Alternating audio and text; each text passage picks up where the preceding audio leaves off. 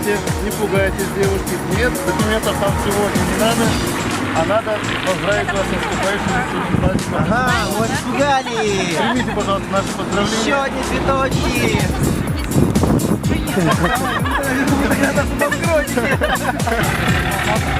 Поздравить вас.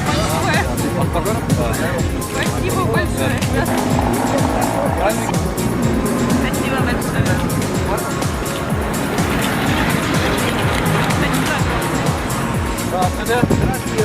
Поздравляю вас с марком, здоровья.